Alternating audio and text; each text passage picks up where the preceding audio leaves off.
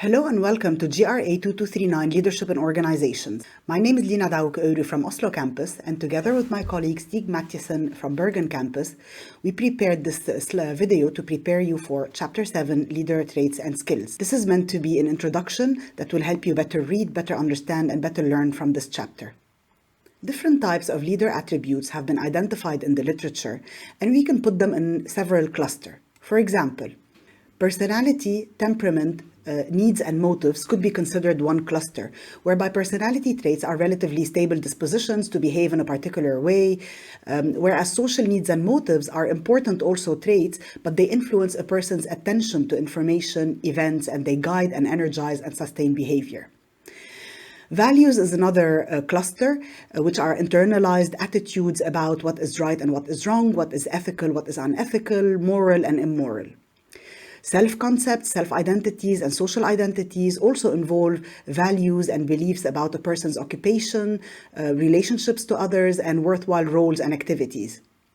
Skills and abilities is another one that encompasses technical and abstract abilities to do the task effectively, from conceptual skills all the way to technical skills. Finally, competencies encompass all of these together, and they include a combination of multiple traits, personalities, values, attributes, and other characteristics that are needed in order to perform a job well in a specific organization. So, how have leadership been studied so far?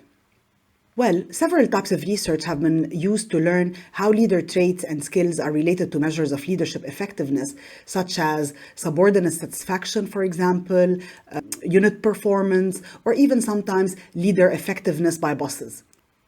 Many studies also examined how the traits and skills for leaders in similar managerial or administrative positions are related to measures of their leadership effectiveness. Some longitudinal studies, for example, compared managers who advanced successfully into top management positions to others who have derailed in their careers because of being dismissed or because of other reasons like reaching plateau. Some other studies have attempted to determine the extent to which, for example, leader traits and skills are the result of heredity or learning. Now, what have they found? Some traits and skills increase the likelihood that a person will be selected or elected to fill a leadership position. Another finding is that some traits and skills increase the effectiveness of leaders but do not guarantee it. Another important finding is that a leader with certain traits can be effective in one situation but ineffective in a different one. So the pattern of traits and skills that best predict leader effectiveness also varies depending on outcomes. For example, performance by the leader's work unit, leader selection and advancement, and even subordinate satisfaction. Now, what are the personality traits that have been considered as important for leadership effectiveness? High energy levels and stress tolerance. Another one is internal locus of control orientation. A third one is emotional stability and maturity, high core self-evaluations, personal integrity, socialized power motivation, moderately high achievement orientation, moderately high self-confidence, and moderately low need for affiliation. Now, if you look at the Big Five model, research has found evidence that the following personality traits predict leadership: extroversion, emotional stability, conscientiousness, openness to experience. However, we still need to be cautious because these all depend on context. So what level of management is the leader in?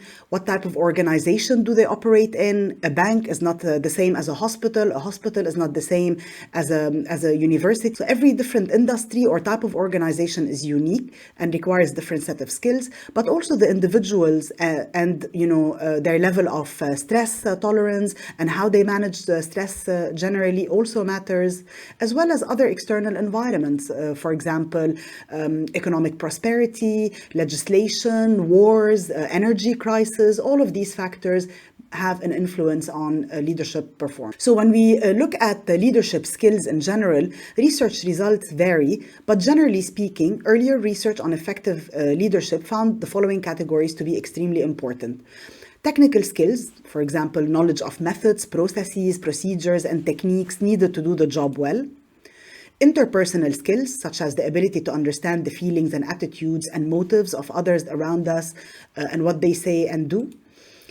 Conceptual skills, which are general analytical abilities, for example, logical thinking, proficiency in concept formation, conceptualization of ideas, all of these have been found to be critical for success in leadership. Interpersonal leadership in specific has been found to be, always came out on top and have been found to be extremely important.